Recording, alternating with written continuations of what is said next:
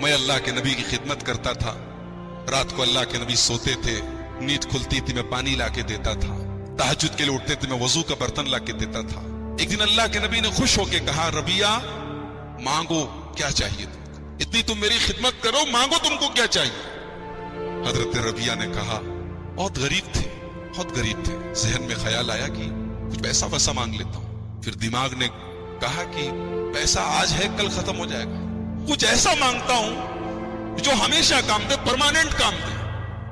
کہا کہ اے اللہ کے رسول، اسألک مرافقتک فی الجنہ، اے اللہ کے نبی میں چاہتا ہوں دنیا میں آپ کے ساتھ آپ کی خدمت کرنے کا موقع مل رہا ہے، آپ کو پانی لا کے دے رہا ہوں، جنت میں بھی آپ کے ساتھ رہنے کا موقع مل رہا ہے۔ اللہ، غریب ہے، پریشان ہے، کچھ بھی مانگ سکتے تھے، مانگا بھی تو کیا مانگا، جنت میں آپ کے ساتھ رہنا چاہتا ہوں۔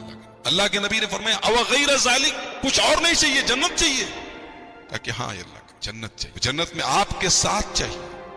اللہ کے نبی نے فرمایا، انی علی ذالک بکثرۃ السجود، زیادہ سے زیادہ سجدہ کرو، زیادہ سے زیادہ سجدہ کرو، میں دعا کروں گا میری مدد کرو تم، یعنی میں دعا کروں گا اللہ تم کو جنت میں ڈال دے اور جنت میں تمہیں میرے ساتھ کر دے، لیکن تم میری مدد کرو، تم زیادہ سے زیادہ سجدہ کرو۔ پتہ یہ چلا کہ زیادہ سجدہ کرنے سے اللہ تعالیٰ جنت میں داخل کرتا ہے۔ آج افسوس کی بات ہے، کتنے مسلمان ہیں ان کی زندگی کی کتاب میں نماز کا کوئی کالم ہی نہیں ہے، ان کی زندگی میں ہر چیز کا ٹائم ہے، کاروبار کا ٹائم ہے، بیوی کے لیے ٹائم ہے، بچوں کے لیے ٹائم ہے۔ کتنے نوجوان ہیں جن کے جو جم جاتے ہیں، کتنے نوجوان ہیں جن کے پاس رات میں موٹے ہیں وہ واکنگ کرتے ہیں، صبح جاگنگ کرتے ہیں، دنیا بھر کے لیے۔ ہماری زندگی میں 5 ٹائم کی نماز کے لیے 10 منٹ کا ٹائم نہیں۔ کتنے بد نصیب ہے میرے بھائی، وہ مسلمان کتنا بڑا بد نصیب ہے جس کی زندگی میں نماز کے لیے ٹائم نہیں۔ اللہ اکبر، نماز انسان کو جنت میں لے کر کے جاتا ہے۔ اللہ کے پیارے نبی جناب محمد رسول اللہ صلی اللہ علیہ وسلم فرماتے ہیں، فجر کی نماز کی جو 2 رکعت سنت ہے، اگر آپ سے میں سوال کروں کہ دنیا کا سب سے بڑا آدمی کون ہے، آپ شاید دنیا کے بہت بڑے کھرب پتی ارب پتی کا نام لیں، یا ہمارے انڈیا کے ماحول میں آپ مکیش امبانی کا نام لے لیں، آپ ٹاٹا برلا کا نام لے لیں، بھئی یہ لوگ بہت بڑے آدمی ہیں، لیکن دنیا کا سب سے بڑا آدمی کون ہے؟ اللہ کے نبی نے فرمایا کہ فجر کی نماز کی 2 رکعت جو سنتیں ہیں وہ دنیا کی تمام نعمتوں سے بڑھ کر کے، جس نے یہ 2 رکعت سنت پڑھ دی تو سوچو سنت کا جو مقام ہے، فجر کی 2 رکعت سنت کا مقام ہے، تو فرض کا کیا مقام ہوگا؟ میرے بھائیوں، نماز کی پابندی کرو، نماز کے بغیر آدمی جنت میں نہیں جائے گا۔ ام حبیبہ رضی اللہ تعالیٰ نے کہتی ہیں، اللہ کے نبی نے فرمایا، جس نے 12 رکعت نماز 24 گھنٹے میں پڑھی، من صلی 12 رکعتا، جس نے 12 رکعت نماز 24 گھنٹے میں پڑھی، بن اللہ لہ بیتا فی الجنہ، اللہ تعالیٰ اس کے لیے جنت میں ایک گھر تعمیر کرتا ہے۔ یہ 12 رکعت کون سی نماز ہے؟ اللہ کے نبی نے خود وضاحت کر دی، 4 قبل الظہر، ظہر کے پہلے 4 رکعت، ظہر کے پہلے 4 رکعت سنت، یعنی 2 کر کے۔ یہ بات یاد رکھے، سنت جتنی بھی نماز پڑھی جائے گی 2 کر کے پڑھی جائے گی، ایک ساتھ 4 رکعت سنت نہیں پڑھنا چاہیے۔ اللہ کے نبی کا جو طریقہ تھا 2 کر کے پڑھتے، تو ظہر کے پہلے 4 رکعت، ورکعتین بعدہا، اور ظہر کے بعد 2 رکعت، یعنی ٹوٹل 6 رکعت، ورکعتین بعد المغرب، اور 2 رکعت مغرب کے بعد، ورکعتین بعد العشاء، اور 2 رکعت عشاء کے بعد، ورکعتین قبل الغداۃ، اور 2 رکعت فجر کے پہلے۔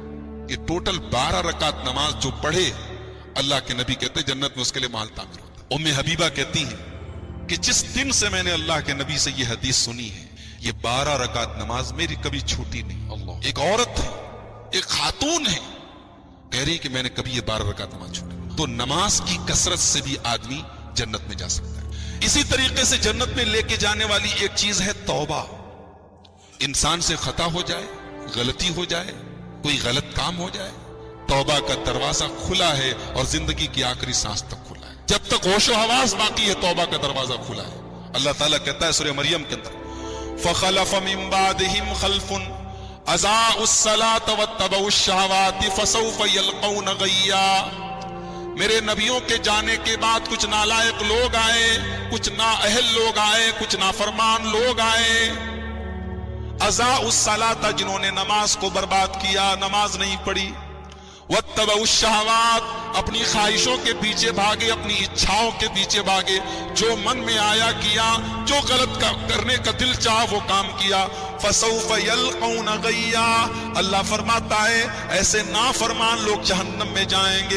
इल्ला मन ताबा, हाँ अगर कोई तौबा कर ले, वह आमना और ईमान ले आए, वह अमिला सालिहा और नेक अमल करके अपने आप को सुधार ले, फउलाइका यदखुलूनल जन्नत वला युज़लमून शैआ, अल्लाह फरमाता है कि ऐसे लोग जन्नत में जाएंगे और उनके साथ कोई जुल्म नहीं होगा। तो मेरे भाइयों तौबा करो। अल्लाह के नबी फरमाते हैं कि तमाम आदम की औलाद खताकार हैं, लेकिन तमाम खताकारों में सबसे बेहतरीन वो लोग हैं जो तौबा कर लें। खिलाओ, अतमुत्ताम खाना खिलाओ, सिलुल अरहाम रिश्तेदारों से रिश्ता निभाओ, और रात में तहज्जुद की नमाज पढ़ो।